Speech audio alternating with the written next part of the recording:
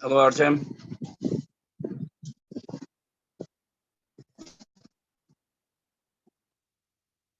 Mm,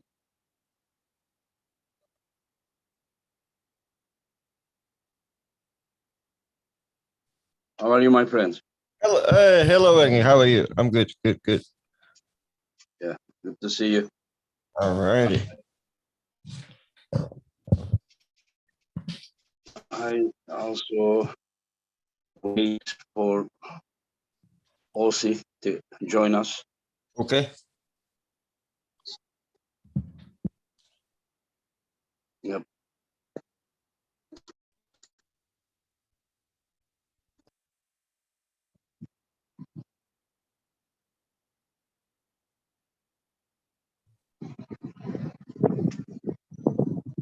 So we are live. I don't know. We are. Oh my God. I'm just here looking at you, and people Yeah, looking yeah, at us. yeah. We are live. Yeah, I just like less than a minute ago when we say hello. Yeah. Okay. Well, hello, everybody. Yeah. So, how are you hanging? What are you doing? How are you feeling? You said you were busy or something. You're not feeling good. You feeling good? What's going on? No, it's fine. I just slept late and woke up late. So that's how it is. Hello to New Zealand. Oh, well.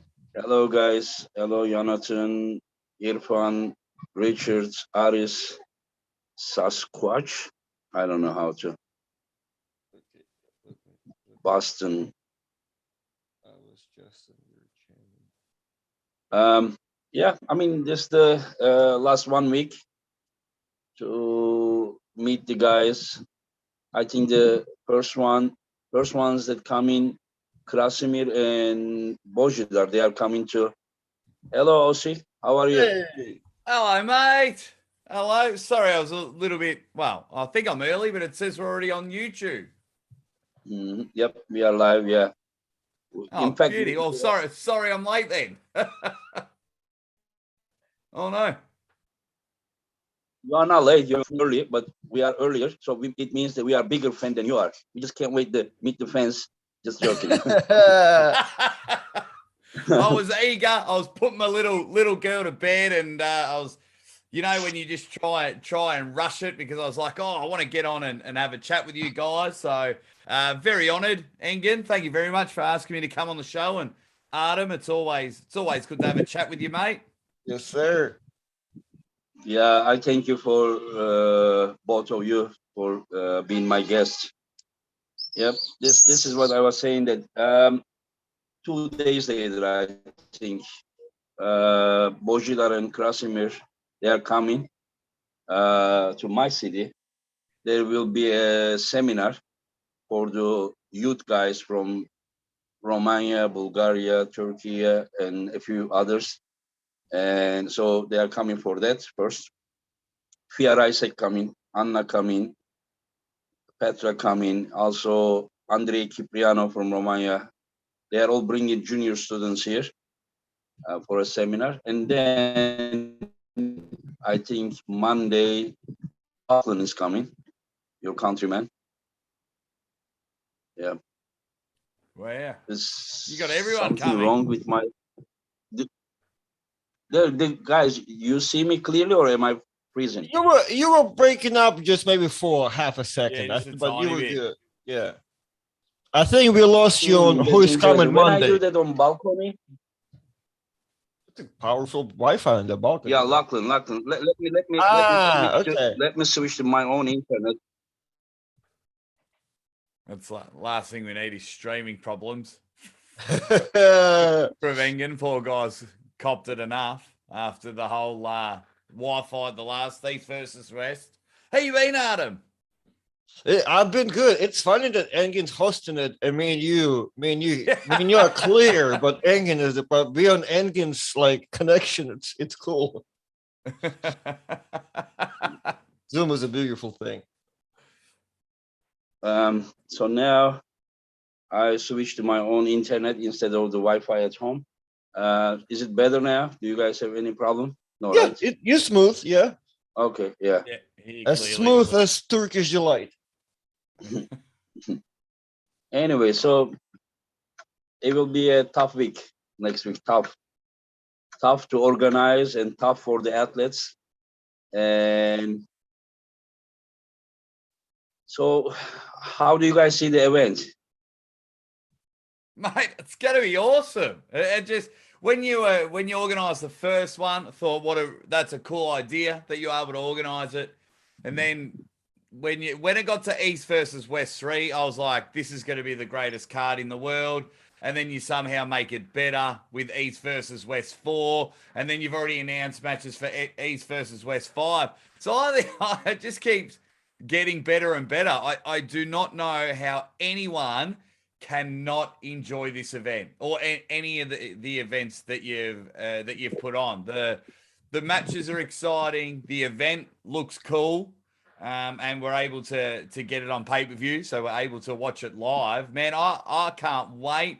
I'm still trying to figure out how I can get there and watch the event, because it's just one. Well, I need to be at one of your events in person. I think it's, if you're an arm wrestling fan, I think it's unbelievable. Yeah, I also enjoy. I mean, whenever I organize, I also, I mean, enjoy it. Not like I don't feel like I am organizing something, but I am like like let me enjoy. That is how it's. That is why like you can see, I saw myself when Zurav and John was arm wrestling the round 5.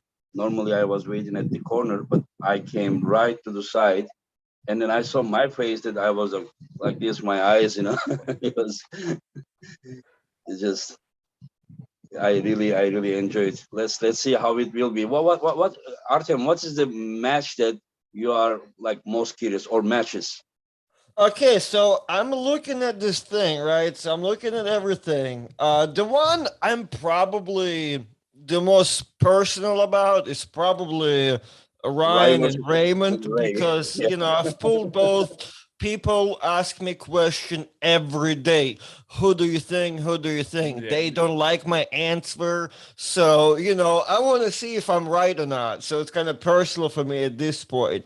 But for bigger, like in No, no, no, general, no, no, no, no, no. Don't go to the next one. Just tell okay, okay. me, tell me your opinion, because I didn't hear yet. Well, my opinion is they're pulling right-handed. I'm assuming, right? Yeah. Ryan Bowen 3-0 or Oh, okay. 4-0, whatever Okay. the thing. Okay. Uh, I don't think it could be close, but I'm having Ryan as a clear winner here. I don't see if for some reason I'm wrong and Coach Mhm. Ray's beating him. Oh, then Ryan has a long way to go. He's up here. He's down here with me. He's down He's here in a with lot me. of trouble.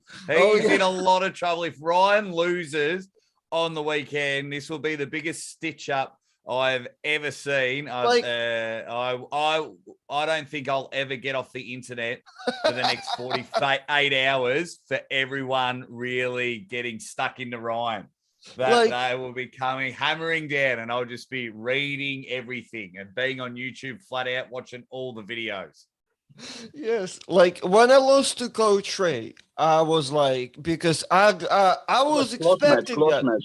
Yeah. I was expecting that, right? It was like that was personally I was okay with that, but there were so many people that were like betting on me and saying I'm a clear favorite and blah blah blah and blah blah blah. That got me mentally very confused. So once I lost to him, I was like, well, I need to see it further. So once I see him on the after table, and nobody was beating him, I'm like, yeah, I was right. He is strong. I was it was good. Okay. He's Another question for you. You said uh, you pulled with Ryan. Ryan beat you comfortably. last time right-handed. I believe he pulled a little bit of practice pull, but he felt so rigid. Yeah, right-handed, I don't think I was even close. Left-handed, I'm stronger by a lot. Right-handed, no, he felt like a super to me. That Next question. Next uh-huh. question. When you pull with Ryan and when you pull with Ray, your shape was about the same. No, when I pulled with Ryan, I was in a good shape, but I was lighter, I think. But I was no. It was like maybe a year apart, 2 years, and I've leveled up since then. I'm a lot stronger now when I pulled Coach Ray, but I'm Okay, assuming and looking at Ryan's numbers, he has to level up if we leveled up on the same or faster ratio. I So understand. this is And where I'm at. Aussie, what is the match or matches that are most interesting to you in this card? Oh, there's so many. Of course, I'm invested in the Ryan Bowen Coach Rays we've been talking about. I am really eager to see where Lachlan's level is at. So when he's pulling Sandras, very keen on that match. I want to see if Artem Morozov is entering that top 10 elite level with the right hand match against Dave Chafee. Yeah. I think that's going to be off the charts. All your title matches Do you are unreal. expect Dave to win or Artem to win? I think Dave's experience and horsepower will do it, but it would not surprise me seeing Morozov at the last East versus West with his with his power and his high hook and pronation. I was like, oh wow! And then when he flexed at the camera and the muscles just kept growing, the guy's in phenomenal shape. I think the experience of Dave will get him over the line, but I would not be surprised if Artem Morozov can definitely beat Dave Chafee. Mm-hmm. There is a question. In terms of, do you agree with Krasi that Slav is the only one that might beat Levan? I don't think so. I don't think Slav's wrist will handle when he does his back pressure. I think he will lose his wrist against Levan. This is my opinion. I would like to see. Gasparini pulling, but he needs to get better. But the like bad thing about this that 2 days ago, Levan was my guest, and I asked him, "Is this the best Levan we saw?" He said, "No." So that is the problem. He reckons he can get better and stronger. Yeah. Oh wow! Then goodbye to the super heavyweight division. I mean, if that is the case, yeah. If Levan could get, first of all, how when I saw him at top 8, I didn't think he could get any bigger, and then when I saw him at King of the Table, I don't know how his body is able to get bigger, but the guy is just expanding, and the brute strength, whether it's his lifts in the gym or the first 2 rounds, how easy he took Devon. If he can get stronger, then that'll do. Let's work out who number 2 in the world is, because that will be the new number 1, because Levan's just he's on a different level. Yep. And Artem, do you think that like when we have Ongarbayev, John, Prudnik, and Tatachins, like when we talk about those athletes, of course, in the same event, we have Krasimir, we have Irakli, and we have some other guys as well, like Zurab. Do you think that we are talking about the very best of that category when we talk about these guys? Well, yeah, you got all those names of the guys that will compete. Oh, I need something. My bad. Uh-oh. Knocking your cords, Artem. My bad. I'm very unprofessional. Can you still hear me? Yeah. Oh, cool. Okay, perfect. So yes, 100%, because all of those guys either were part of top 8 already, like winners of everything, right? So they're definitely top of, as far as that part of the world goes, they are definitely top of the whole food chain. And as far as our side of the world goes, I mean, nobody's really big in Todd Hutchings at his weight, right-handed, neither the same as John. And Yeah, you pretty much have top guy. I really, with that being said, actually, too, Corey Miller versus Danielle. That's very interesting match because in America, if you probably were trying to pick up matches, we don't have that many true lightweights that you can throw at them, right? Our lightweights are like 90 kilos that cut to 70 kilos, so it's kind of hard to find that true lightweight, and you have Corey for that, right? And it's kind of fun to see that he's our top lightweight, like truly, because he's truly lightweight. And he can go and compete versus somebody else and see where it's at. I think that's also a very good one in that state. It will be cool to see Sam Harris, but I don't think he's been active. Mhm. He hasn't been active for a So few years. how do you see Daniel versus Corey? I have no idea. I want to see that. I want to see like if Danielle destroys Corey. I mean, that's just kind of sad day. If Corey stops, which I mean, Corey did a lot better with Yanis than what I thought, so it can go pretty good. Mhm. Is that's right-handed, right? Or is it left-handed? Because I'm, Right. huh? I understand. Yeah, yeah. Okay, perfect. Then perfect. Yes. Then I think it can go pretty good. And if it goes good for Corey and he wins that, which I mean he might, and it's a good day for North America, right? Then it makes Corey a lot more interesting arm wrestler all everywhere, especially in America too. Now people can actually hunt him and he can have that good international stack, I think. Mhm. Yeah. So Let's see. Artem, Let's I see. love Let's you, see how it goes. buddy. I love you, but I think that's the biggest mismatch on the card. is it? I think yeah, I could be wrong. I've been wrong in the past, but I think Provochek is the overwhelming favorite, and I think no disrespect to the Flash Corey Miller. I love the way he goes about it, but I think he'll win quite comfortably. I've got him down for 3-0 easy money. Okay. Do you think that when you say quite comfortably, like, do you think that Daniel will be the one that will start the match? Yeah. Daniel will win. Yeah, I No. think. Do you think that Daniel will be the one that who does the first move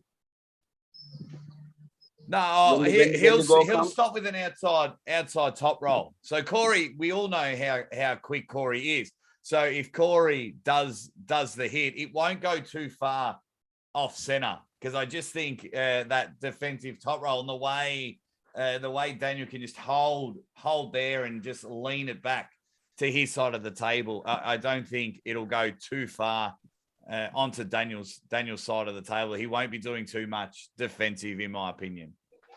So you are saying that Daniel will stop his hit and then will dominate him right away? Yeah, I think he will. From what I've seen in the way the match is, I was very impressed with Corey Miller against Giannis, but Giannis pulls a lot differently. So and yeah, Giannis doesn't mind holding in a defensive position and trying to go across the table and play the game. And Giannis wanted to show everyone all of his range, where I feel Daniel's just no nonsense, and he just wants to, he's on a global stage once again. It's the first time on your card. I think he'll be out to impress you, Ingen, and impress everyone watching. So I think it'll just be no nonsense, straight down the middle. I kind of see Daniel favorite, but I don't see that kind of domination as you talk, especially in early rounds. I kind of believe that when the match starts, I think that Corey is gonna hit, and I am guessing that he's gonna put him to a bad position first rounds. This is my opinion. He may still win from there, but I don't think that he will be like ready to go boom and boom like this. I don't see that first round.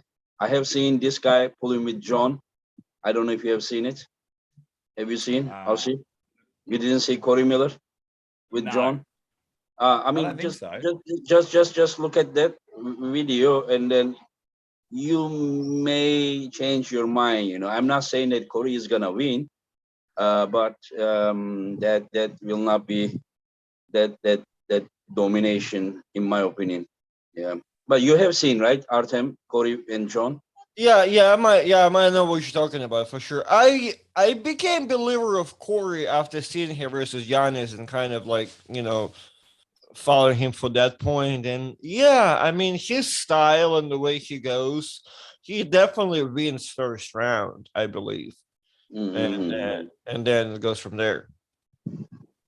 Like he's just the way, because he does have that uh initial start. He has the good impulse on the go, and Mm-hmm. his style is kind of it's kind of awkward to where like it'll take you a second to readjust if you can adjust. That's the Mm-hmm. thing, because that kind of it's so not very traditional, not fully European top roll to where like you go and you pronate and you cup, or to where you hook and you supinate. It's very natural, flat hand, just over Yeah, like yeah. a With the weird style. pronator, press it. Yeah, Yeah, yeah, yeah. but so it's kind of like you have to defend it properly, and not that many people seems to get it right away. Mm-hmm. Yeah, somebody wrote that Daniel also pulled with John. You're talking about like John, even before his comeback, when John came back in July, end of July. This what you are talking about early June, before John's comeback, and it was training pool. Which we are talking about is a competition, real competition. So that's the difference. I'm not saying that Korea is gonna win, but the round one, I really don't think that will be that easy. If it will be that easy, then it will be interesting. That will be interesting, especially the first starts. I would like to see. Yeah, I And agree. yeah, And I love yes, that there's lightweights on the card, because we're so focused on the super heavyweights. We're always talking about the super heavyweights. So, including the title match, I was excited that this match was announced, because yeah, let's see. sometimes the And lightweight pullers have some of the best matches, but they get overlooked. what do you guys think about Oleg Zok and Uh, Dadikyan? I Dadikyan was is about. losing weight from 115 kilo to Oh wow. 102 kilo, because Zok is about 85 kilo. So we thought that 115 kilo is too much. And then I talked with both sides, talk, and finally I convinced both of them to meet at 102 kilo. Okay. Yeah. That's what I was about to say. Because if we're talking about first rounds, that's another first round match I would like to see, to see how it goes. Because I think to beat Oleg, right? You either, if you are a lot bigger than him, it's one thing. If you kind of are about the same strength, same size, or maybe a bit smaller or whatever, he seems to. You can flash him and you can curl him inside, and David does have that, right? He's actually a bigger dude too. So he's big. He has that insane supination inside hit, and he's very explosive. It's a lot of explosion on the go. So, if Oleg can stop it, I mean, then it's over. But David has the tools, everything to actually do what, to defeat Oleg. If you were to probably write a plan how to beat Oleg, probably, right? So I'm excited. I don't know what to say here, but I want to see that. Yeah, um, David Dadikyan. Is not that big, super heavyweight Yeah, he's not. guy. Yeah, he's No, not super he's huge. like probably maximum what? Maximum 6 foot, 6 feet. Yeah, well, Seven. isn't he's like top 895 guy? So he's that. Yeah, He's a yeah, little bit under 100 kilo dude. Like he's not. yeah, He's just a yeah. big 100 kilo Rock guy now. solid. He can be a light heavyweight shape guy, and Yeah. he's not that tall to have like long reach to go around Oleg's pronator, like how Matushenko goes. Matushenko very tall guy, and he goes, Right. Yeah. he Chops go up top. Yeah. around. But yeah, but we see that Dadikian is more like wrist control guy. He's using his wrist strength, so that may not be that easy to control. Yeah. Uh, Oleg's pronator, just only with Yeah, it could be very wrist flexing. susceptible to top roll. I see what you're Yeah, saying. yeah. I mean, his wrist alone, if he had some tricep pressure or some just forward moving, just going around, To then go yeah, around the yeah. breakout. Only Yeah. with wrist flexion, I don't know how strong his wrist. I'm sure he's very strong, or he can go outside. I don't know about that. I don't know. I don't see any easy match for either side because I saw in a training video when Laletin top rolled Tadikan, but still couldn't finish him. He was just holding like this. So I am expecting, but will he be the same when he goes down to 102 kilo, from 115 down to 102 kilo? Will he be the same guy? And so I don't know. Soon we will find out. How do you see Aussie this match? Oh, I love it. I mean, first of all, how good is it that you've been able to get Oleg back on the table? I mean, everyone knows about that, horrific accident. So last East versus West, I was just enjoying watching him live for the first time. Is the fairy tale true story going to come true? No, I don't think so. I think David Khan is just too strong in the elbow, and I think he'll be able to keep it connected on his side of the table. I think he'll be able to pull Oleg. Oleg likes to lean down and come right over.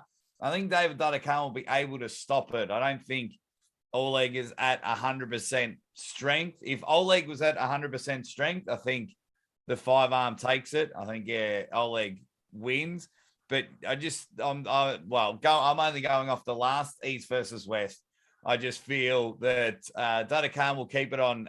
He'll keep himself connected, and that will keep him in the match. So whether it's through the elbow, match or hard match. I think it'll be a hard match. Absolutely, because probably every round, like you were saying before, and he's probably going to lose his hand. So to be able to come across and use through the elbow, that's hard work in any sort of match, let alone against. Question, Artem, to you and to you, Jack. Have you guys ever seen Oleg losing with a dead wrist? Like somebody pressing him with the dead wrist, like losing the wrist and still beating him? I kind of don't remember such. No. I think people curl him in, like when that small Kazakhstan guy beat him at Zlati, right? It got curled in. Yes, it is Mazgan Shamiev, yeah. Yes, but he curled in. Yeah, he didn't really got into. Did Devon curl him in? He was just like this, like flat wrist, and yeah, was just like, yeah. Well, I guess I guess it's Oleg's arm build. Like, if you ever been to the flop position, I think a lot of that really depends on the strap position too, and the opponent. I think it may be too hard to be under Oleg because of the size of his arm. I think he covered you so much to really. Yeah, once he has the wrist flexion, his hand here gets even much bigger. You can't really hold anything anymore. It might even be a lot harder. Yeah, you have to ask Jerry. Yeah. Yeah, but not left arm. Yeah. That is an interesting match. Yeah, very interesting. People, like most of the fans are focused on the names that are very, very famous. But there are some other great matches. Like, I don't know, Artem, if you are following closely, since you are originally from Russia, right? Yes. Yeah, but you have been following WAF Europeans closely or no? Not anymore. After a certain point, I kind of stopped. Like, I was like, you know what? I'm an American now. But you Bojidar and yes. I'm still like Samusha. Yes, yeah. I follow. I'm still, I'm kind of half there. Like, if I know, I follow. I'm definitely, those names been popping up so much over here. So it's kind of, I think it's easy to know those two, right? So for sure, I was thinking about this match. I mean, David is a guy that just pulled pole, right? And Bojidar just been pulling and beating everybody. So it's kind of, you've seen both of them. So that's a good match. And it's a great match. I'm assuming they compete in slightly different classes, like it was No, like Same weight classes in same weight class? 2019 Europeans. Bojidar won. Okay. And Dadikyan, not Dadikyan, the Samusha, in the qualification, I've seen him losing to Viorel Dobrin. Okay. Dobrin top roll him, but there I think he took 5th place or something, Samusha. But then the World Championship, Samusha won. Bojidar took 2nd place. Interesting. But there was, I don't know if you know Hamza. There is a guy Hamza Zipak. This guy and Bojidar pull each other round 1, and the match was maybe 1.5 minutes. Yeah. Oh Blockbuster wow. match. Yeah. And then Hamza had Betkili after this match about 20 seconds, right after he was tired. And then I forgot the name from Kazakhstan that he does open arm top roll. I forgot his name, world champion guy. And Hamza pulled with him again another 1.5 minutes. And then Hamza pulled Samusha 1 minute after all those like more than like near 4-minute matches. And Samusha's matches were quick, Samusha, Right. Yeah. And then Hamza lost. And then Bojidar also came from B side after losing Hamza on round 1. And then he beat Hamza after again near 1-minute match. And then in the final, Samusha beat Bojidar. It was just like a nightmare there. Nightmare. Alijan Muradov, Viorel Dobrin, Vadim Akbarov, Samusha, Hamza. It's just like nightmare. So now Samusha is coming here as 2019 world champion because there was no WAF in 2020. Right. And Bojidar is coming as the 2021 last world champion. And Georgians couldn't compete because there is a problem with the federation. So these two are the last world champions of 176. So they are now meeting for the East versus West world title. Because I was thinking David competed in lighter categories earlier. Like I think that's why. That makes sense. They both competed in 76. They will be the same weight, 187. They agreed on 187, but the title will be 176 title.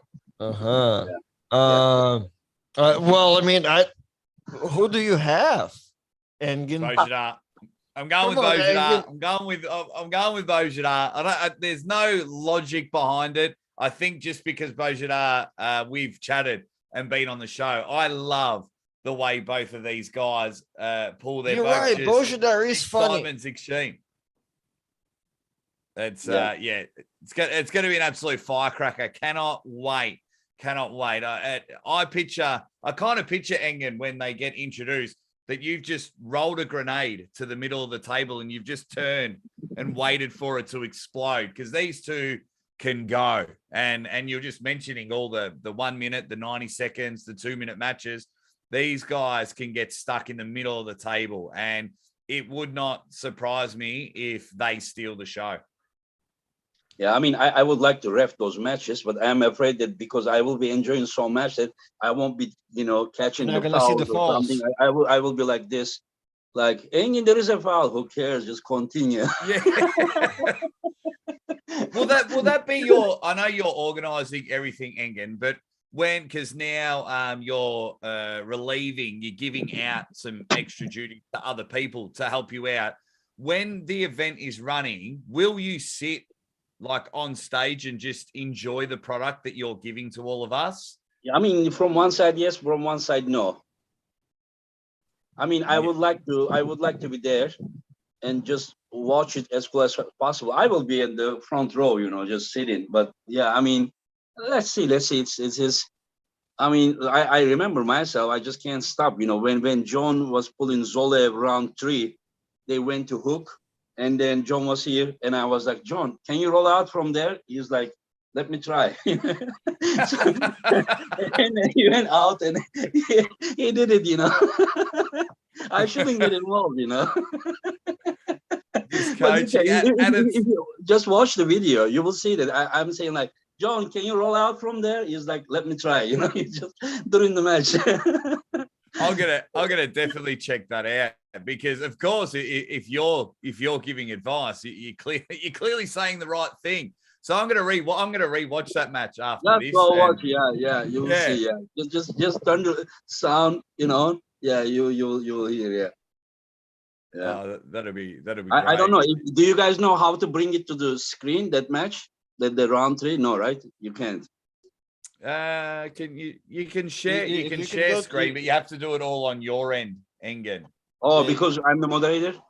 Yeah. Get to bring Oh, that. okay. Yeah. Hmm. Anyway, so That's right. I, And that's kind of like top roll versus hook one too, right? Like Bojidar and David, because David Mo is like oh a no, both are inside. really. I was thinking Yeah, Bojidar. Bojidar I know with Bojidar can. left arm he top rolls, right Gotcha. arm he hooks. Gotcha. Right arm he sometimes tries to hook, but he hey Bojidar, just if you are listening to me, apologize, but you suck with right arm top roll. He doesn't need it. He doesn't need it. I got you. I was just thinking his initial thing was a top roll, but I figure he can do both. So okay, the one I'm personally invested in is Todd Hutchings and Oh, come on. Evgeny Prudnik. Too early you come in there, but let's go. Come on, it's just I cannot watch that one. You know what I mean? I'll have to turn it off and come back, and somebody have to tell me that Todd won, and then I have to watch it. I mean, people are saying that Prudnik is so technical, incredible hand control, but then I'm like, oh, okay, and then I'm just thinking the horsepower, the side pressure, I mean, like anything can happen in that match. We can people the interesting thing is that I do that poll on YouTube. It says 70% Hutchings winning. When I do on the arm wrestling engine page, then I see the opposite way. Then the Prudnik is winning. The same percentage, almost 70%. So I don't know. I see very close. If that match goes to strap, I think Prudnik will be in trouble. If I were get there though, can he get there? That's my main X factor of the match. I think if Prudnik can not let Todd go to straps, then we're on. I think Prudnik, the world class athlete that he is, will be able to take it. But if we can get the straps and Toddzilla can just engage every bit of that side pressure, I mean, the guy can move a tank. If I was double parked and someone blocked me in, Toddzilla could literally just come and side pressure a car off the road. Like, he's just that strong. So I think outside of straps, Prudnik will probably get the win. But if it's inside of straps, then I love the way Toddzilla goes about it. I had so many thoughts on that one about the straps and non-straps because of the way Todd pulls and all that. And I know, yeah, I mean, it'll definitely will be technical. So I guess I'll come back when I was thinking about.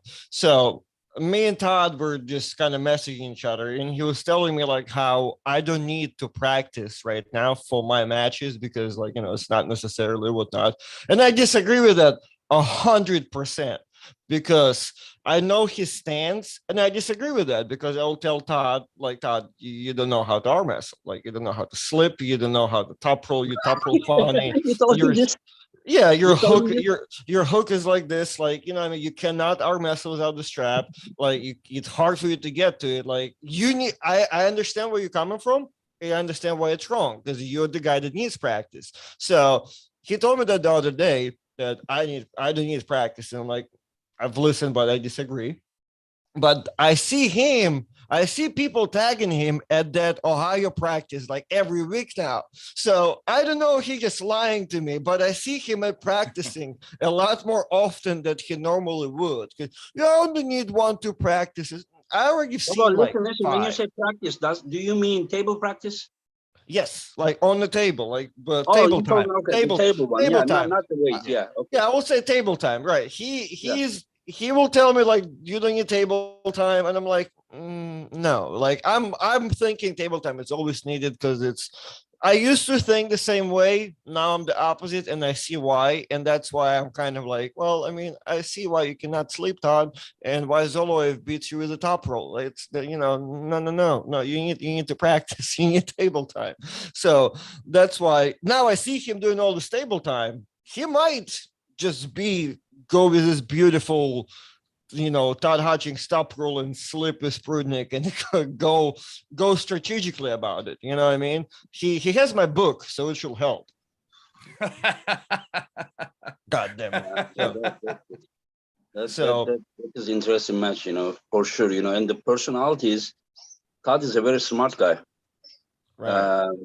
Prudnik is also a very smart guy. In my book, Prudnik is the second guy about the control, well-roundedness, table intelligence, at the table after John. I think that is the second guy with that incredible hand control.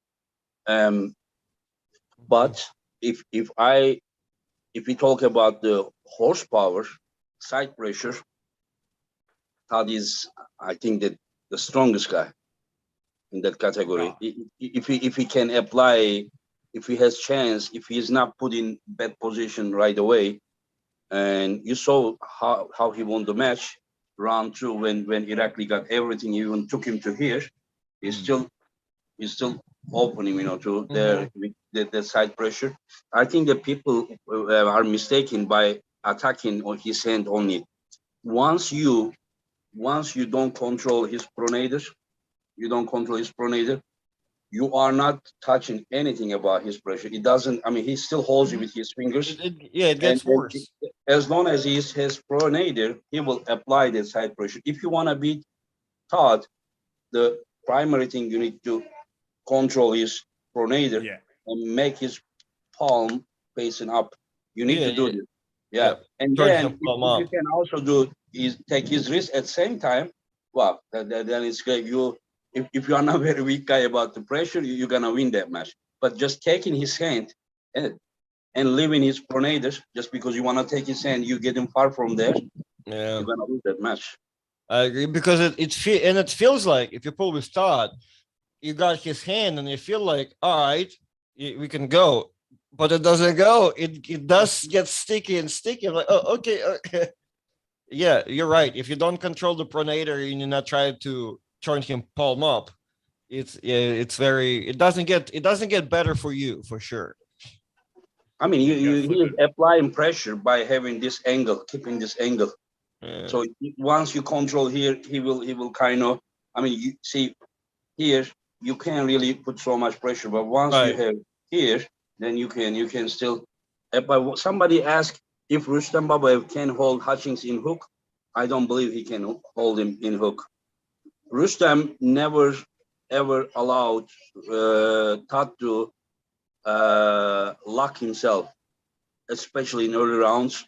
Yeah, to test. By the way, Rustam has incredible wrist flexor and explosiveness that Todd never ever had chance. Rustam exactly did what I just tried to say here. Rustam controls his pronator right away, but in a slow hook, in an equal position, I don't think so. We saw Zole most of the times beat Rustam in hook, most of the times. But when you look at Zole and Hutchings in hook, I mean, no way. Just one time in the overalls. In Zloty. Other than that, Supermatch 6-0 and in Yalova here, it's where they pull is about 200 meters from here. And if you guys remember the last rounds, they went inside. I mean, Todd's arm wasn't going anywhere. Do you guys realize that one round, Todd even stopped him at the middle like this without the strap? Zole couldn't move him, he was opening. He elbow fouled intentionally twice. That match in the strap, that match, there was no way Zole to win. Of course, it doesn't matter. Strap is put there when it is needed. There was no need for strap. But if somehow he could manage to go strap, in my opinion, no disrespect to Haji, he couldn't manage winning that match here. Oh yeah, no. He arm wrestled it professionally. He did the best. And it's funny, like that changed my whole arm wrestling perspective to where like, oh, kind of made me believe in what I was thinking, because you got the world's best traditional hooker top rolling top rolling in general and going for that A move as a top roll. That tells you about strategies, about how you can approach matches, that sometimes it's good to change things and stuff like that. So that was very interesting for sure. And Zoloev played it right, and that's Todd's fault again for not learning how to slip and do all these magical cool things early on to negotiate the match and get in the straps. Yeah, I think Todd's got he knows one that. lane and that's it. He just puts the foot down and that's it. Anything, nothing else matters. It's just like, Okay. I don't need hand, I don't need anything. I just need straps and I need to go side. And why not? He's the most powerful guy on the planet in his weight category to go side. So it is working. But yeah, you are right.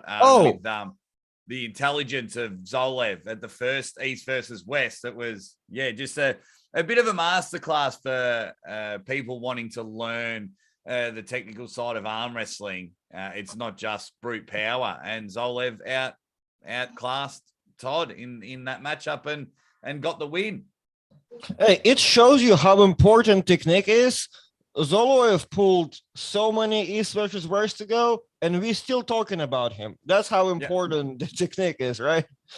The most interesting thing is that I asked Zolev in the press conference of the East versus West 2 in February, and he said he trained for his hook before he come to here. And I said, wow, like you just directly top roll him and you are saying you prepare your hook. He said, Engin, whenever I felt his hands, I found there the weakness. So that's why I attacked there, but I did not train my hook top roll, he said. I trained for hook, but then suddenly I decided to top roll. This is what he said. And another thing about going step with Zolev is not that easy. Like every time Taino tries, he pins him. Every time, if you guys remember, Sasha tried to go strap with him, he just pin him. He didn't allow him to go there. His hand is so strong, very strong hand he has. So it is not that easy to slip from his hand, That was my coach saying too. My buddy Ivan from Russia, he was always, whenever people ask his opinion, he's like, no. It's that Zoloev just not allows people to sleep for the most time. Yes. A very strong hand, very strong grip, His wrist is also strong, but most of his power is coming from hand strength. But you can see that time to time he's losing his wrist against Tautiev, against Pilaman, against a few other guys, in the strap.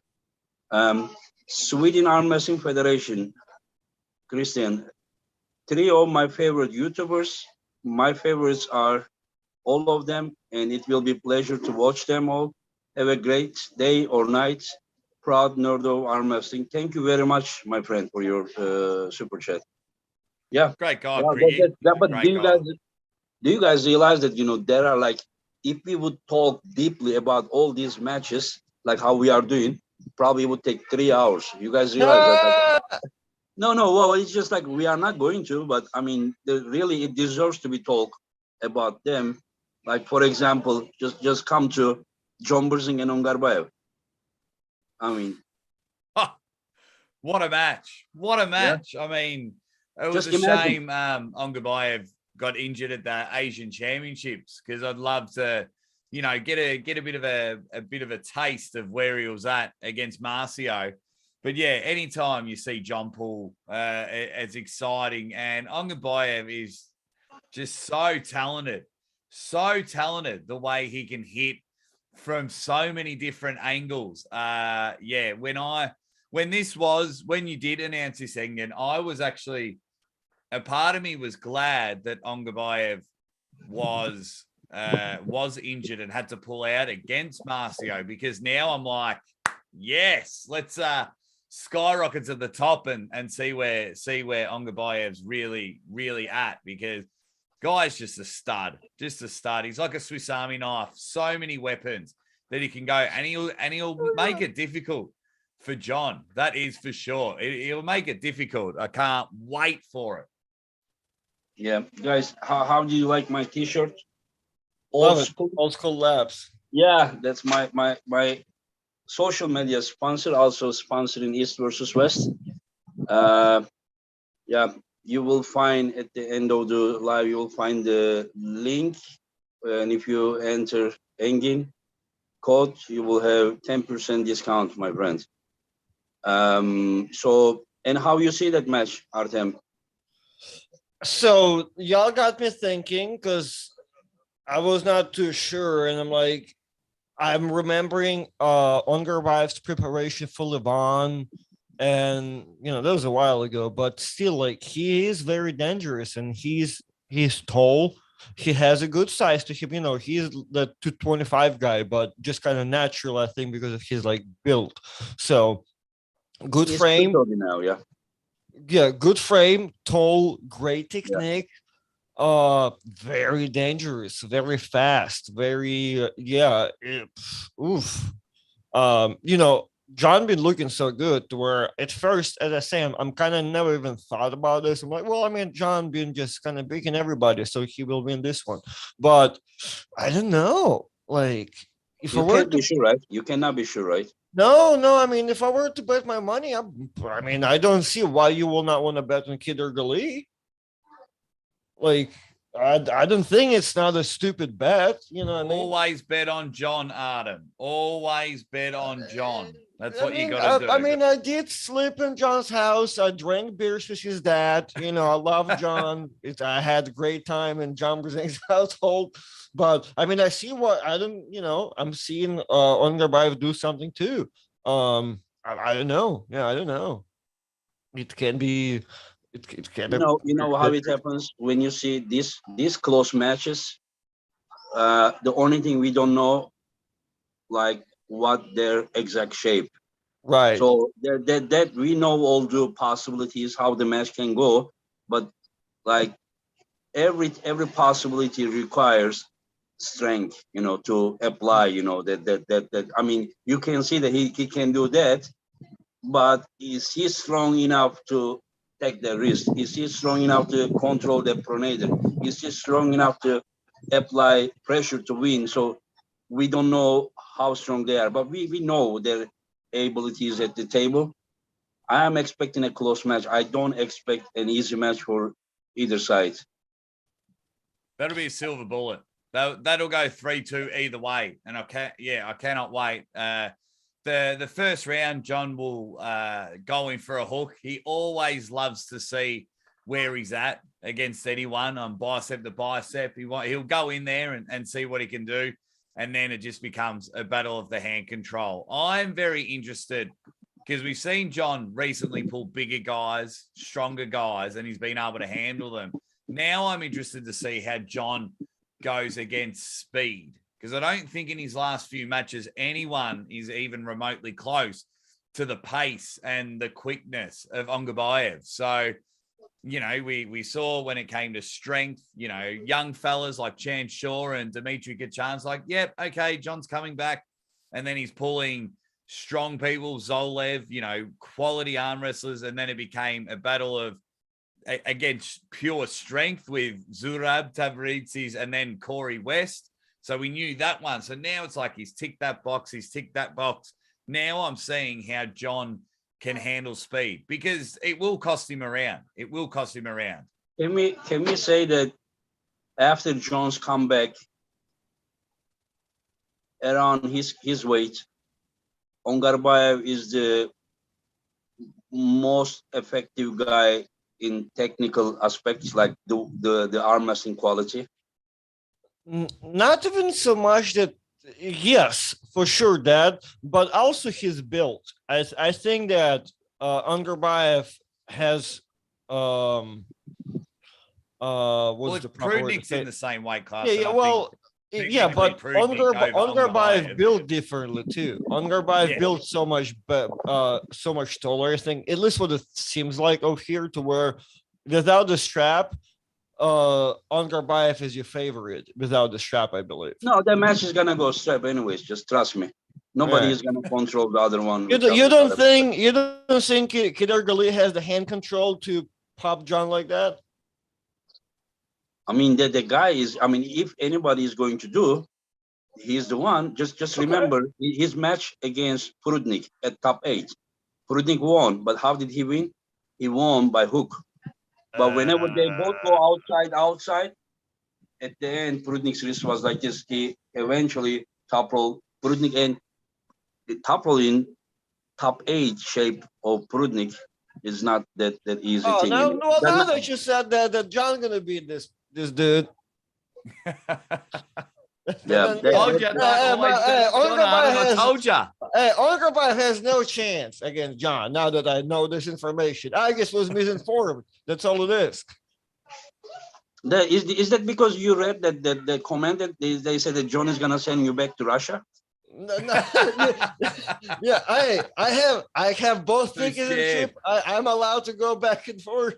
I'm okay, but yeah, I don't want to. So yeah. You can come out and hang out in Australia, Artem. Don't worry about John. I'll go to Turkey. It's cheap to stay. Hey, I'm tracking flights to Turkey. I have like direct flight Miami to Istanbul. It's hey, your tickets went from $2,000 to $4,000. I'm like, oh my god.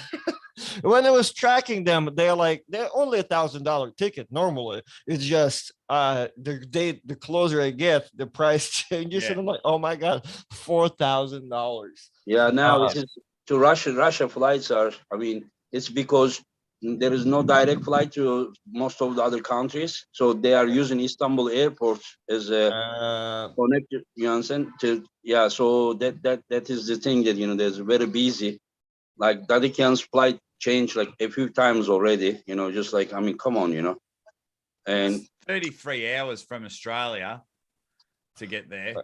Yeah, just like in August, it's just too expensive. Just only the flight tickets, and then some will come by land. Near $30,000 of this event. Oh wow! Wow. Yeah, Australia, Brazil, USA. Just like I mean, people tells me that Engin, why don't you do a free live stream like Michael does? I mean, this is international event. There are 29 athletes except one. 28 of them are coming from other countries. Like, what are you talking about? This is like if I would only invite the Turkish athletes and do a tournament, I can do that too as well, probably. Right. But this and not the difference same is the difference is with that comes from sponsorship. So Michael and Rebecca, they had the sponsors that covered all the athleites' flights. I understand, but I don't think that it cost like East versus West. No, it didn't cost $30,000. Over $110,000. I mean, you're bringing athletes from Kazakhstan, Australia. You bring in athletes from Russia, not Russian, but Dadikyan. You bring in Georgians. You bring from Latvia. You bring many of them from US, Brazil. Just you bring in the referees from other countries. That is not the same thing we are talking about. Yeah. Yeah, right. I know. I was more defending you, Engin, because I know. Like, put it on for free, but there's a huge difference when it becomes behind the scenes. Yeah. I mean, I'm just saying that like only the like airplane costs would be almost as expensive as the other event that they are comparing. Right. Right. Was it last East versus West free to watch, or what? I don't remember. East versus West one was the last one with the donations. Yeah, first one. But Hermes versus Matt Mask match were sponsored by Massimo Naim from Italy. Hermes is sponsored, but they wanted me to organize it here, but the expenses were covered by Massimo. Okay. Yeah, but I hosted the event on the same stage. Other than that, the others are covered by the little bit sponsorship, and also it covered by the donations. Well, I remember Travis asking all that. I'm just asking if East versus West 3 was it pay-per-view or was it free to watch? Pay-per-view. Was Yeah, it? two, three, four was pay-per-view. Two, I three, don't four. remember. I don't remember paying for that. Okay, because I thought it was a big cat. You watched it illegally, Artem. No, You I mean, just admitted you watched it illegally. I've Oh no! Cut him off, watched, Bingen. Cut him off. Get him no, out. I watched it. I just don't remember like that. You know, the others don't even remember paying. That's how rich I am, really. You know what I'm saying? That's all. That's all I'm trying to say. I can afford 15 resources less. I bought five. I think 5 or 6 pay-per-views for. I'm not buying buying the fifth one again because I'm planning to be there because I'm going to give you money in person. Yeah. Yeah. I mean, the fifth one already, like Hermes Gasparini versus the winner of Jerry Cadoret, Gennady Kvikvinia. So Hermes versus Jerry or Hermes versus Gennady. And Hermes Gasparini versus either Cody Merritt or Artem Morozov. And whatever the result of August, it doesn't matter. We will see John Berzing and Prudnik. That match needs to happen because we don't know when John will suddenly say, okay, like I'm done. You understand? Yeah. Like, yeah, and you know, I don't feel so. I mean, he may say this any moment. We don't want that. We want him to belong with us. But whenever he says that, we can't really force that guy. You understand? He's doing his best to be with us. And so it is good that, you know, like we said that match already, that the world needs to see that match. Evgeny Prudnik and John Berzing, incredible match. And according to Tatashing, it will not be a title match because Tatashing says that he's going to beat Prudnik. Yeah. And he said that he's going to take the title to US. And then he's not coming in November. He's going to come in February if we continue. So he says that match is not going to be for title, but it will be just a friendly match or something. Just back to the battle of pride. Yeah, I love the confidence of Toddzilla. But yeah, John, I mean, we've been so spoiled the last 12 months of having another match of John and another match of John. You know, I thought he was only going to do 3 matches when he came back, and I think he's up to 7, 8, or 9 at the moment, and booking further matches. So yeah, I mean, and it's things like this event where people really need to buy the pay-per-view because we need to support the athletes and the promotions that are putting it on. Because if we don't, like, then we're back to watching our mates have matches in the garage at our training. We're getting world-class athletes on a regular basis. So I'm a big fan of people whatever they can to help out. This time people are writing that yes, I already pay for the satellite truck, and so this time we are not gonna use the internet or anything.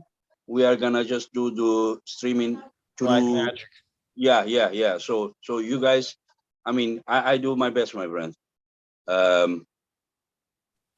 Engin, I haven't, since you have all these title matches, if you have some like number 5 female in Turkey, like not number 1, like number 5, or maybe loser of Ryan Bowen and Coach Trey, I will arm wrestle either one of them at East versus West number 5. I think it's a good match. Either one of those two. Me, either loser of Coach Trey or Ryan Bowen, or like number 5 Turkish girl, right? Not number 1. I can't do that. You're gonna be stormed after this. just already check your WhatsApp messages, you know. Yeah, Michael Todd version 24.0. I am the strongest I have ever been. Okay, thank you for your super chat. Michael Todd version 24. I seen it. Yeah. So what were we talking about? Yeah, we were talking about. We're talking about that if it's me and top 5 female arm wrestlers about in November. The other one is Rob Vigent versus Zurab. Yes. And people are get Rob Vigent back on the table. That was great. Did you just ring him and offer him the match? Yeah, I mean, people are saying that he lost Sasha, so it will be the same with Zurab. But just I think that if in my opinion, Sasha never over 90 kilo guy. Zurab is about 100 kilo. In my opinion, Zurab would win. My opinion. Both at 90 kilo, my bet would be on Sasha. But one is 90, one is 100 Zurab. So, but this match will be under 100 kilo.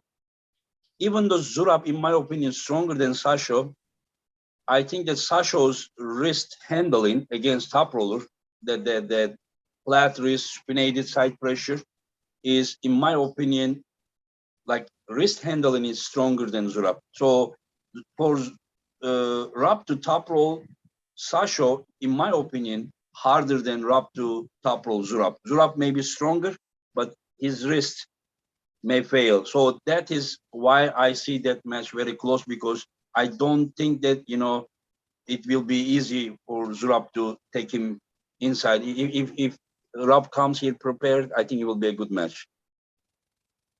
Yeah. Did you just get in contact with him, Enged, and offer him a match? Like Yeah, no one, he was off the planet. First word, he said yes. Yeah, that's Yeah, awesome. I wrote him. Yeah, I wrote him. That's so cool. Yeah, I mean, like I kind of like, it is easy to lose people, but it is hard to bring names to that level. So it is too early for Rob. So Rob needs to be involved, So that is, I felt like responsible. I didn't invite him. I invited him to do East versus West 1. But it was about the summertime because of his business, you understand? So this time, November, also, I know that he didn't feel good after such a match, so he needed some time. So I kind of felt, okay, it's time, So now he has 4 months, and I'm sure that, he will be ready. Yeah. How come you didn't put him up against Ryan Bowen? Who? RVJ. How come you didn't put RVJ? Oh, Bob Brown is coming. Hello, Bob. The man. He looks asleep.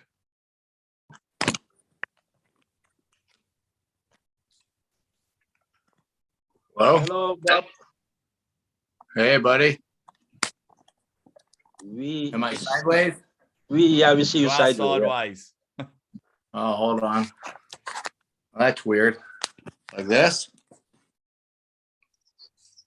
Yeah. Yeah. How do you guys think about Paul Talbot, his left arm? Loved it. Great.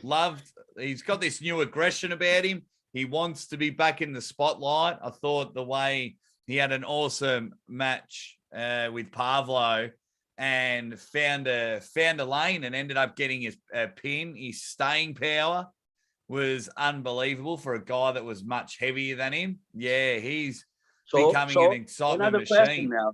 For you, another question. So 187, 85 kilo, Daniel Prokopchuk and Paul, left arm. Left arm. That's great. Oh. Still you see the same mismatch like you see Corey Miller, or? I'd probably have to get more data on Daniel's left arm. I've seen a lot of Daniel's right arm. I'd probably have to watch a lot more of Daniel's left arm. I would probably lean towards Daniel. Daniel, with right arm, never had won world championships. With left arm, he has won 3. Is it enough data for you? Come on, Aussie. Come on, Aussie. Your research is weak. Come on, man. I'm a new dad. So yeah, but you were so confident. You were so confident, and Enkin is like, well, you know what? He just dunked on me. Yeah, well, that's what happened with you and John and Ongabayev. You were. Well, I mean, I know better. You have a YouTube channel. I'm an arm wrestler. I'm trying to get an East versus West 5. Yeah. Yesterday, I was guest for Kurdeka and with Issa, and I asked both of them to count me the matches from East versus West 5 from November. They both could only count 2 of them, so I rated them as the low-level fan. Just joking, joking. And I mean, now you've got you don't know about Daniel, huh? His left arm. So how to rate this guy, Artem? Paul Tal. Oh, Paul is awesome. I mean, Paul is his weight is questionable because he goes kind of up and down. He's really big lightweight, but his frame is big, and that 187 class is dangerous to him because he kind of walks around there if he can. And I mean, I don't know, like he's very dangerous right now, and his style is stupid for sure. Um, yeah, I'm excited about anybody that you can offer him left-handed in that like top lightweight echelon of Eastern Europeans. I think it will be good. Yeah. The Yeah, version that, yeah, I don't think, well, Aussie is crazy for sure, 100%. So I'm thinking Daniel and Paul Lefty, it will be good. I mean, it can go either way. I mean, I think whenever Paul did try to compete at WAF, I don't think Paul ever did good. So I'm thinking here, a dedicated scene, maybe it can be different because he's up there. But I don't think he had any luck at any of the worlds that he went to, if he went to more than one. Daniel's 3 world titles with left arm, all of them are in 154s. And Like, the match will be under 187, which is more natural weight for Paul. And Bob, how do you see that match? You know much about Daniel? Well, the only study I've done on Daniel is when I saw him for when he's pulling Corey Miller. Yeah. I really haven't done much on his left arm, but does he pull the same left hand as he does right hand? Does he primarily hook? He can do both ways. Right, but what's his primary move? Is it a hook? I mean, normally it was hook in the past. Yeah. Then he can also do dead wrist pressure. And then later years, he started to develop pronation. But Yeah. he can do all of them. Right. So, if you try to hook left-handed against Paul Talbot, it's going to go one of two ways. Either it's going to go into the hook and Daniel's going to kill him, or he's going to lose his wrist against Paul Talbot, and then the war will ensue, and it'll be a nasty war. Who will win the war? I don't know. So you are saying that Paul's hook is not that good? Probably not as good as Daniel's, and especially if it goes to the hook. Daniel is a shorter man, so he has a shorter arm. So from a leverage standpoint, once the shorter arm actually gets to the hook, which is rare, a lot of times shorter arms don't get there, but when they get there, they have a leverage advantage. And considering the guy's won 3 world titles, I'm thinking his hook is really strong. So probably stronger than Paul's. But getting Paul into a hook is incredibly difficult. Oh yeah. And he's got the taller arm. So if Daniel starts to try to top roll against Paul, well, I think that's going to be a problem for anybody with a shorter arm and against Paul. So, and I honestly think it's going to be the same route with Corey Miller. I think Daniel's going, in my opinion, my guess is Daniel going to lose his wrist against both of those guys. And then you're going to have what I think is the best thing is you're going to have a war. You're going to have this great epic match that somebody's going to win. I'm not sure who, but it's going to be awesome. Do you think that Daniel will dominate Corey, or you think that the match will be no? It will be good. I can't, especially the early round, right? Especially for sure, early round. Yeah. Yes, like when he pulled Giannis Omelets, Coach Ray asked me, who do I think would win? And I said, well, I think in the early rounds, Corey is going to win. And he asked me why. I said, because he's faster and he's stronger than Giannis. It's just that at some point the match is going to stop, and Giannis really knows how to arm wrestle. And then I even said those words to Giannis. I'm like, look, I'm telling you, Giannis, he is faster than you and he is stronger than you. I'm telling you that right now. You're not going to stop his hit. So he knew it going, or at least he knew it from me, and he still didn't really know it until after that first match.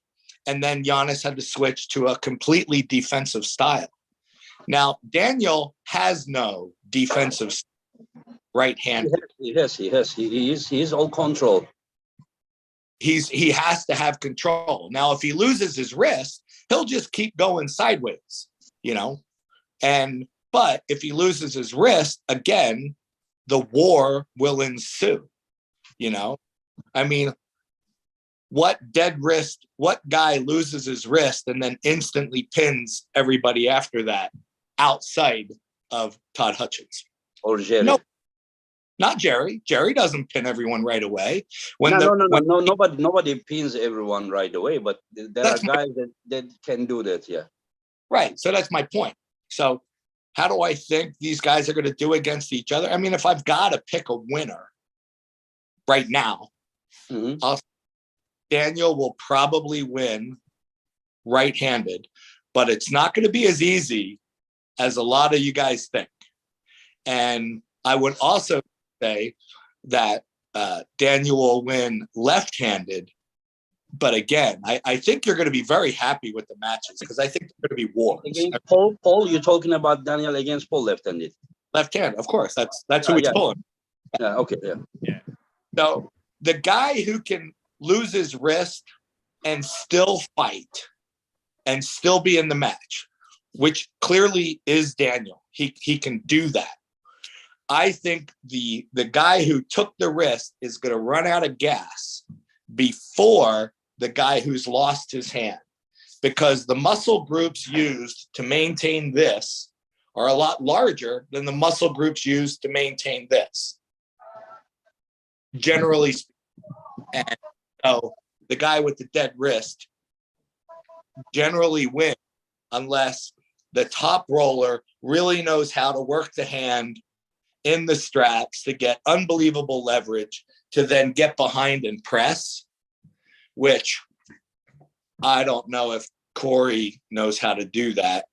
Yeah, and I think that also, I mean, top roller, if top roller is, when he's top roller and also using the bottom side of his hand to control the pronator of the dead wrist guy, he can also win. But only taking the wrist and leaving the pronator, then it is very hard. As you said, the brachyradialis will not handle all that pressure if the guy knows how to use it. But right. If you also control the pronator when you are top rolling, then you can dominate. He's not gonna resist so much. He needs to have a little bit of here, you know. I agree. I mean, so those matches, like if people were to vote, you know, on match of the day, it wouldn't surprise one of those two matches, because I think both of them are going to be very exciting. They're going to drag. And how do you see Rob Vigent versus Zurab in November? Do you think that Rob has chance to crack his wrist? Crack his wrist, yes. Beat him, no. He cannot do shoulder pressure. He's gonna. I think he'll end up in a losing position, and to make that transition to then push him down, I don't think he can do. I think it's very. I mean, if Ron Bath can't do it, then I don't. Rob Vigent Jr. will be able to do it. But again, I think other exciting. Do you rate Ron Bath's top roll better than Rob Vigent's top roll? Rate Ron Bath's ability to hold in this position better than Rob Vigent's. Yeah, but does it have to be in defensive position? Can he not just directly from the start go to that way? You don't think? I think Rob can. No, I don't. I mean, I'd be happy.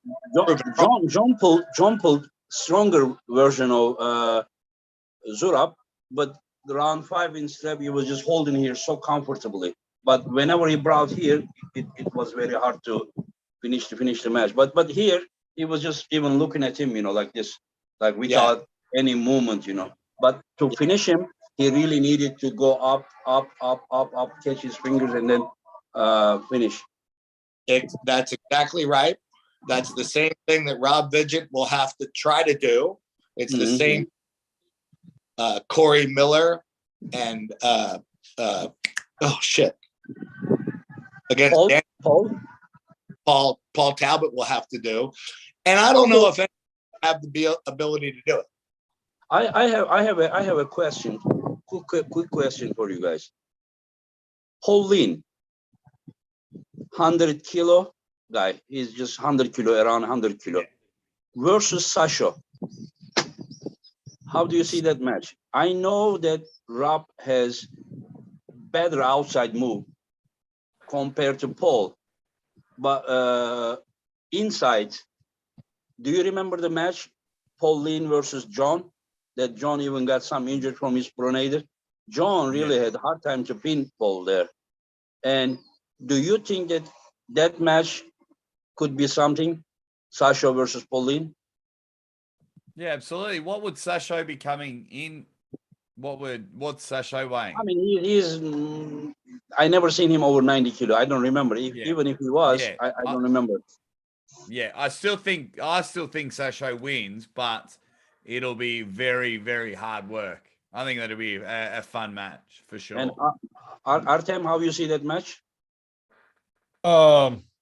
You'll have to repeat on who we're talking about because I was not paying full attention. Pauline versus Sasha. Pauline, Sasha. Oh, Sasha. Sasha. Sasha wins that one. I actually think. I mean, I love Pauline, but I think Sasha wins that easily. Easily. Beautiful technique, big biceps, looks good.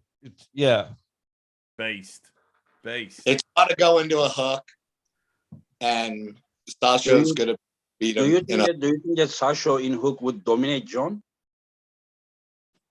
No. Well, that's because question. it's a very. I will tell you one thing, that Zolev and Sasha pull in hook. Zolev won after like 5-6 seconds. Yeah, but Sasha's never getting John into a hook unless John wants to. That's not the question, but I saw John controlling Zolev even in hook when he came to Istanbul. The last round, he went intentionally there. So what I just tried to say, maybe it was not 100% Zolev, but still, that is interesting. That's interesting. Well, see, some of them matches, I would like to see. Okay, so let's say we got East versus West, right? Mm-hmm. You put Sasha, but you require that in the first round, they got to go into a hook. They have to hook each other. I would like to protect the nature and origin of arm wrestling. Well, I understand. Yeah. But I kind of feel responsible, to be faithful to the result of evolution of arm wrestling that came to this point. But I will say that then who in US could be a good match for Sasha? Todd Hutchins. Around that weight, not the super heavyweight, but Todd Hutchins, you mean? Todd Hutchins. Todd beats him though. Yeah. Exactly. Todd wins. Yeah, and the weight is not well. Yeah, Sasha's too good at his weight category to find someone heavier. At the 100 kilos, it'd be a hard one. That's the problem. There was a good question in the chat too about who from US can be a good match for Cherkasov, Oleg, and I'm thinking it goes back to Corey Miller because he's also like the only light guy we have technically. And how do you think that?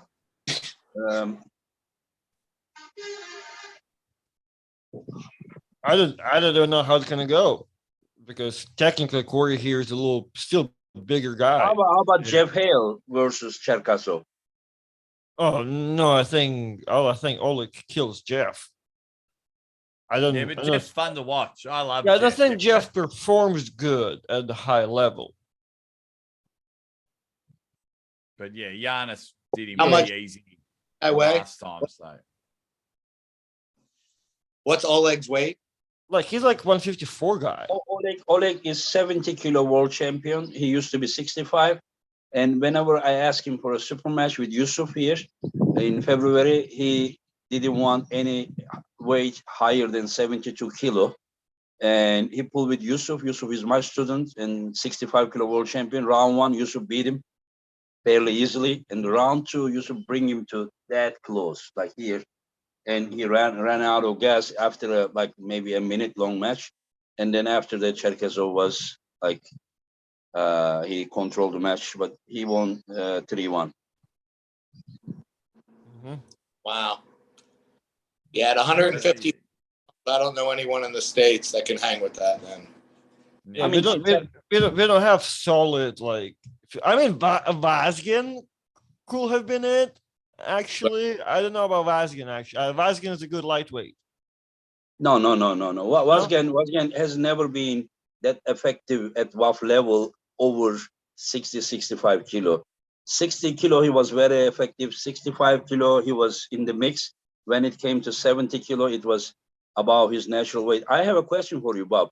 I said Haidar versus Cobra for November, and Haidar hasn't been training, and he is about 154 now. The weight limit is 165, and Cobra hasn't been training. And so 165, I made a legend status, super match. I love that match. Yeah. I think Cobras would win it, but I would love to see that match. I mean, I'm an old fart too, and I like to see the old guys bang around with each other. Yeah. I invited even Dave Patton, and then he was very happy to be invited. He was honored. He thanked me so much. He said he's busy with jiu-jitsu. And he said he's busy. Yeah, I said you don't need to come for a super match, but you can be our honored guest, anything, And he was very happy to be remembered. Of course, we should remember him. Yeah, and I hate when people are ungrateful and they act like, oh, long live like king has died, long live the new king. Yeah, that type of thing. I really hate it, just like, yeah. You got to remember the people that passed away. I mean, without you guys, I couldn't do what I do. Like people, yeah, you got to. I'm a big fan of all sports, and I always remember the people from the old guard, and when they want to come back, I'm definitely excited that Cobra's back on the table. I think that's great to see, and I hope people. Oh, I don't want to call them from the past because they're still involved, but the champions. I want them to stick around for as long as possible, and you can do that in arm wrestling. I mean, look what John's doing at 57. What Ron did on the weekend at 61, I believe. No 60, other sport is giving you that. So we should. I think I'm with you on that one, Engen. We need to be a bit more appreciative of the superstars. Really, just trust me. I'm making my dreams come true. I'm not doing any kind of business here.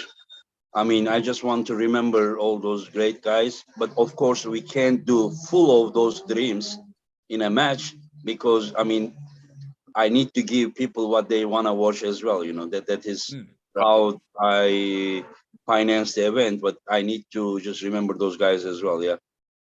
Yeah, it will be good. It will be good. Yeah, we have been here for almost 1.5 hours. And Dave Chaffee Morozo, do you guys expect any surprise from that match? I say surprise because on the polls or whenever I ask people, they looks heavily favorites. Well, so for me, Morozov, to me, is a relatively new guy. He's become a monster just in the last couple of years. Yeah. And he's a young guy, which means over the course of just 6 months' time, a young guy can make substantial gains. Yeah. Okay. But Dave Chaffee, we've probably already seen the strongest version of Dave Jaffe that exists. Maybe he can get a little stronger just by getting a little healthier, because trust me, the older you get, you're always dealing with some type of injury or nagging pain. And if we could just get healthy, we would be way stronger. But so it would not surprise me at all if Morozov beat Jaffe and Cody Merritt, for that matter. Because, you know, as strong as Cody was when he won the Worlds in 2019, I do think he is stronger today. Yes. No, but he's Yes. not. He's not 20% stronger. Probably 10%, 15, Maybe 10, 15. stronger. Yeah. But Morozov could have gotten 10% stronger from 6 months ago. You know, he hasn't even come close to his peak. I mean, Morozov Bob, got Levon in 2 or 3, 4 years from now. Yes, but Bob, sometimes being stronger is important, but like arm wrestling has techniques, so it is up to I mean, just because you get in strong in your way, it may not be enough to stop the guys using his own way. So the style of Cody may be bad for him. We don't know that. But I'm just so if somehow Cody can stop, I mean, Morozov using his wrist and then keeps his wrist flat versus flat, then that match may be over.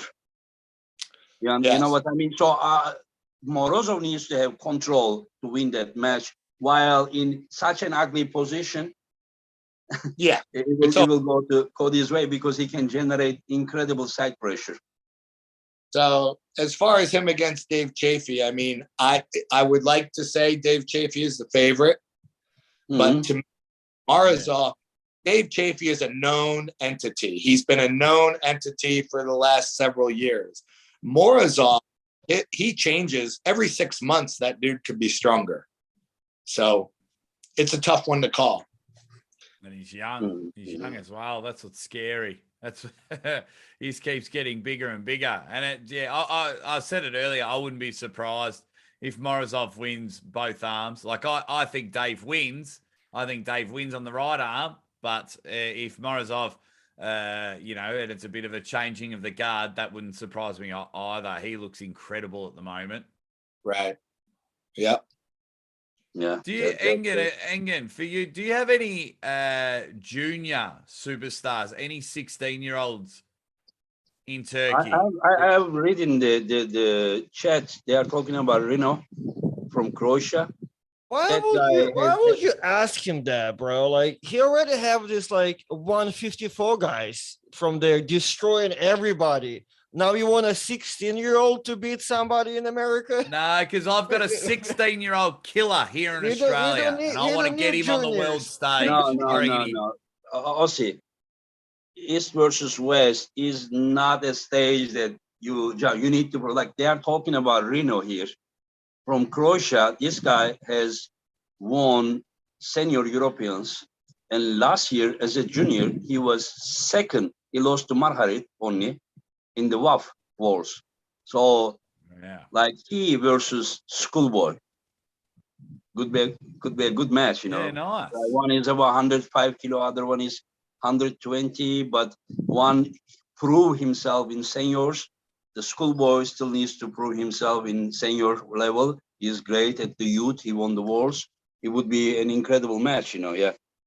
So, but I really expect people to prove themselves there or here, you know. But something internationally or against some very well-known people. Because, guys, I really have very limited card. I did 16. It's too long, and I made a mistake. This event, as I said, over $110,000, and some people are talking. This time, I made a deal with Satellite Truck, and they are gonna do the right streaming. Everything will be good, and so. But some people are talking. Oh, I mean, we are just gonna wait it to be on YouTube or something, you know, and So I mean, I can't really. I need to either stop organizing if not enough sports. I also start to have some sponsors, or I need to just make the cards much smaller. But I am thinking of 9 matches already. I said I think for the East versus West 5, it's almost to about the prize money amount that it's almost the same as this one. But because now 29 athletes, then there will be less than 20 athletes, and I think that it will be the cost will be at least airplane like maybe near half, and it will not be August, it will be November, so tickets will be hopefully cheaper. And so I really need to put there matches that the community would like to see. Otherwise I can't cover the event, and if I can't cover the event, I cannot organize it. If I cannot organize it, in my opinion, it's not because I am organizing, the arm wrestling world will be missing something good. How do you think, Bob? Am I mistaken, Bob? No, you're 100% correct. I mean, at the end of the day, if the organizer isn't at least breaking even, he's going to quit doing this. So I think you're correct that East versus West is not the place to showcase new arm wrestlers. It's the place to showcase established monsters that everyone wants to see the match. That's the place to showcase it. I mean, I think what Michael Todd is doing with his undercards, all of his undercard matches, all of us are doing those on our own dime. He's showcasing either up and comers or maybe some old timers like me against some young bucks up and coming. But all those we do them on our own dime. We do them because, we just want the match. It's just the main card that, you got to pay for. And that might be the East versus West can do. East versus West, 3 hours or, in lead up to the main East versus West. You could do a bunch of these undercard matches, but they all got to, as far as you're concerned, they'd all pay for themselves. They just all pay for absolutely. If you're on the undercard, tell you to go against the 16-year-old kid, great. On East versus West, big show, but they're doing it 100% on their own dime. Absolutely. Of course. Yeah, absolutely. Yeah, totally agree with you there, Bob. Absolutely. But I think I think for your longevity, Engen, the cards need to get smaller. Yeah, you need to have less matches because we'll watch them anyway. I mean, the talent that you're bringing over, whether it's 5 matches or 15 matches. Yeah, but that's not the thing, Aussie. That's not the thing. My intention is, like, even if I break even, I'm okay. I'm just trying to give chance to as many as athletes possible. You understand? So I just try. So can you bring me charger, please? So I can, how to say, like, I am also preparing something for the top. You know what I mean? Like, are you guys not impressed by Tobias Sporong? Yep. Love that guy. Yeah. I mean, so you understand that Tobias is not right there, but it is going there. So you need to really motivate these guys, give them chance, so that at the end, even if I don't organize East versus West anymore, I will leave by giving opportunity for these guys like Zurab Taberize. Who knew Zurab Taberize 6 months ago from the America? Tell me, Bob. Who knew? Yeah, but now, like, if they are good friends, they know who he is, right? Right. Yeah. Sure. Yeah, but it is only because this guy had the, how to say, opportunity to show himself. It's not plug, or my battery is just low, so we are finishing anyways. But anyway, I think, in my opinion, I think that now you suddenly have the title matches. I think that will how it work work itself out, because the problem with everybody to do what you do is random. That's why it's hard to follow it all the way through. You're in early stages, so it has to be random. But now you have a title matches, you're going to have a winner and you're going to have official champions. And from there, you can build your little ranking system, because you keep introducing new people.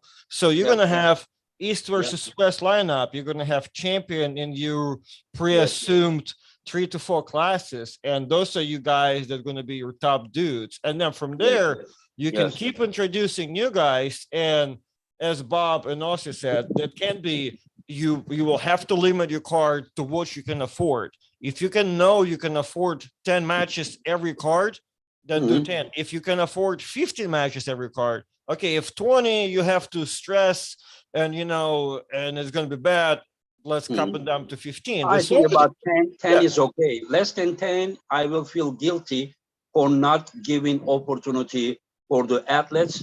I will feel like I am trying to save money. You understand? I don't want it. As long as as long as you have a spreadsheet of how much you spend, how much it always comes up, so it's not like, oh, I'm breaking even. You're breaking even, and then if you're breaking even in 20 matches every time, then hey, let's try 21 next time, 22. But with you having the rankings and the official people, now you can pick people and see that, give an opportunity to newer guys and see who needs to maybe get paid here or there. And you can have a logic of who needs to be on this card and how much needs to be spent. I think once you get the logic of people and champions in their classes, and you're going to have a structure there, then it's going to be easier to build the classes. Because like, hey, East versus West 6, we have this and this guy, Armwrestler. Oh, well, why is this? Well, because this is where they at now, because that's what happened in previous matches. And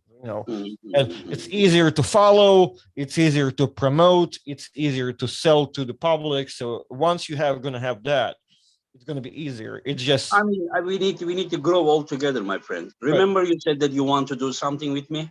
Right. So that's going to be. That's going to be East versus West 5. Yeah, I'm going to East versus West 5, Artem. I'm going to be the announcer. I have more money, Aussie. I can offer unlimited things. Anyway, so guys, it is more than 1.5 hours now, and I am sorry for taking your time so long. And I'm finishing here. I need to go to hotel and reserve room for those. The juniors will come for seminar from other countries. And so I thank you very much, Aussie. Thank you very much, Artem. Bob, thank you for joining. I know you were training. You still had time for us. Thank you very, very much. And I thank everyone who watch us. And if you want to say anything last, just go ahead, please. Is that why Bob had chalk on his shirt this whole time? I have. It's chalk. Oh, that's savage. Respect that. Yes. That's an arm wrestler. That's an arm wrestler. I'm gonna go see people around with the strap, just here making so red.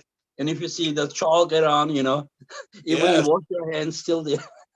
Yes. Oh, I still have mine. I practiced yesterday. I have my strap here. You're right. I have it. Yes, we are arm wrestlers. Yes. Since we have the Aussie arm wrestler on here, and he said he didn't know a whole bunch about me before I pulled Bill Logsdon. Well, now you know a little bit more about me. And supposedly, it's not official, but it's kind of close. I'm pulling a gentleman named Kyle Howarth from Australia. Are you really? Who's supposed to be the top dog in Australia under like 190 pounds at the next. Yeah, he's a 90 kilo guy from Western Australia. When's that match? At the next Monster Michael Todd's. December. Great. Awesome. That's December great. 10th. And So I want you to come here with your American team, man. Support your friends. I know. So I like I told you, man, I'm really tired of flying long distances, and I get, but I'm gonna make Joe with you. Oh my God. Hey, Kyle is so strong. Bob, you better be careful. I remember I was real light at 165. He beat the shit out of me so bad. His hook is nasty and down, but he's a good one. Yes. It'll be, I think it'll be a good match. And I just that's mean awesome. I love. He's a nice guy as well, Kyle. He's a nice guy. He's gonna whoop you, Bob. He's gonna whoop you. okay. Make sure you have your money ready when it's time to bet on. I'll have to when that's officially announced. I'll get you both on the show, and we'll have a chat about it. Awesome. Anyways, thank you very much, guys, and hope to see you next time. I hope. Thanks for having me, Engen. All right. Take care. Sir.